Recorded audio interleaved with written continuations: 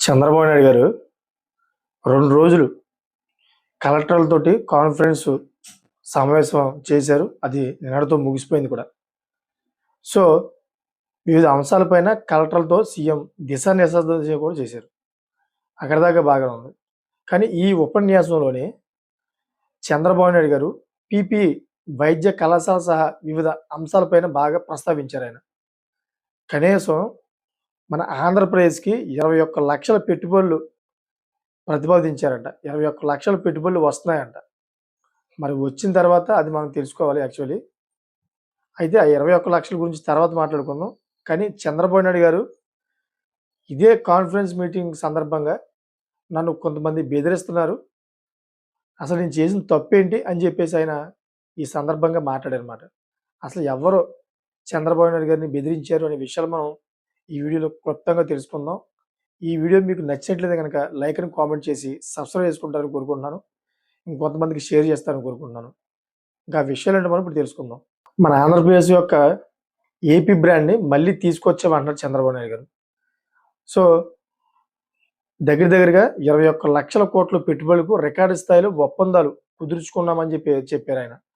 విద్యుత్తు కొనుగోలులో అదేవిధంగా యూనిట్‌కి 1.2 అంటే దగ్గర రూపాయి 20 మేర తగ్గించాలని లక్ష్యంగా పెట్టుకున్నామని చంద్రబాబు నాయుడు గారు అయితే ఆ సందర్భంగా ఈ కాన్ఫరెన్స్ మీటింగ్‌లో చెప్పారు. పీపీ మెడికల్ కళాశాలలు నిర్మించేందుకు ముందుకు వస్తే అధికారంలోకి వచ్చాక జైల్లో పెడతామని వైసీపీ వాళ్ళు బెదిరిస్తున్నారంట. ఇలాంటి కామెంట్లు చేయడం వారి రాజకీయ అజ్ఞానానికి పరాకాష్ట అని చంద్రబాబు నాయుడు గారు ఆ కాన్ఫరెన్స్‌లో అయితే చెప్పారు. అయితే ఈ విధంగా అయితే చంద్రబాబు నాయుడు గారు వైసీపీని డైరెక్టర్‌గా అన్నారన్నమాట. నన్ను బెదిరిస్తున్నారు. నేను పీపీ అనే దాన్ని తీసుకొస్తుంటే రేపు వాళ్ళ ప్రభుత్వంలోకి వస్తే గనక నన్ను అరెస్ట్ చేసి జైల్లో పెడతా అంటున్నారు. దానివల్ల నిర్మించడానికి వచ్చేవాళ్ళు కూడా వెనక్కి వెళ్ళిపోతారు కదా! ఇది మరి ఎటువంటి రాజకీయం చేస్తున్నారు వీళ్ళు అని చెప్పేసి ఆయన కోపడ్డాడు. సో, ఈ పీపీ అనే దాని గురించి కూడా ఆయన క్లియర్ కట్‌గా చెప్పాడన్నమాట. ఏంటంటే అది పీపీ పద్ధతి ప్రాజెక్టులు చేపట్టిన అది ప్రభుత్వ ఆస్తిగానే ఉంటుందని చెప్పారన్నమాట. అది ప్రాజెక్ట్‌లో ఒకళ్ళు చేపట్టినా గాని ఇది ప్రభుత్వ ఆస్తిగానే ఉంటుందంట. నిబంధనలు ప్రభుత్వమే చేస్తుందని చెప్పారు మన సీఎం చంద్రబాబు గారు. సో, అది ప్రైవేట్ వారు నిర్వాహకులు మాత్రమే తప్ప అది ప్రభుత్వ చేతిలో ప్రైవేట్ చేతిలోకి వెళ్ళదని చెప్పారు క్లియర్ కట్‌గా. సో, సీట్లు కూడా పెరుగుతాయన్నారు.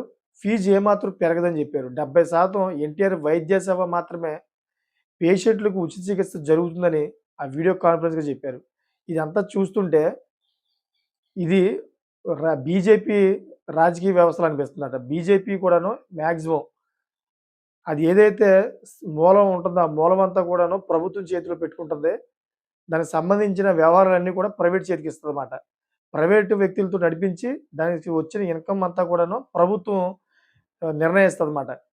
ఈ విధమైన విధానంలోని ఈ పీపీ అనే దాన్ని తీసుకొచ్చి చంద్రబాబు నాయుడు గారు కూడా ముందుకు తీసుకెళ్తా ఉన్నారు. ఇది మరి సక్సెస్ అయితే గనక చాలా మంచిదే ఆంధ్రప్రదేశ్‌కి. ఎందుకనుకున్నారు? ప్రైవేట్ వాళ్ళు తక్కువ వ్యయంతోటి చేస్తారు. తక్కువ వ్యయంతో చేసి ఆళ్ళు తక్కువ తీసుకుంటారు. ప్రభుత్వానికి ఎక్కువ ఇస్తారన్నమాట. దీనివల్ల ప్రభుత్వానికి బాగా అంటే రాష్ట్రానికి ఎక్కువ ఆదాయం వస్తుంది. సో, మరి రాబోయే రోజుల్లో జగన్మోహన్ రెడ్డి గారు చెప్పినట్టు ఈ పీపీ పద్ధతిని ఈ పీపీ మెడికల్ కాలేజీని నిర్మిస్తే గనక ఇది పెద్ద స్కాము 1,400 స్కాము చంద్రబాబు నాయుడు గారు చేస్తున్నారు. మా ప్రభుత్వం వస్తే 100% ఆ పీపీని రద్దు చేసి చంద్రబాబు నాయుడు గారిని జైలుకి పంపిస్తామన్నారు. సో, అది నిజం అవుతుందో లేదో చూడాలి మరి. చూసారా లేటెస్ట్ ఇన్ఫర్మేషన్ కోసం ఛానెల్ సబ్స్క్రైబ్ చేసుకోండి. Thank for watching friends.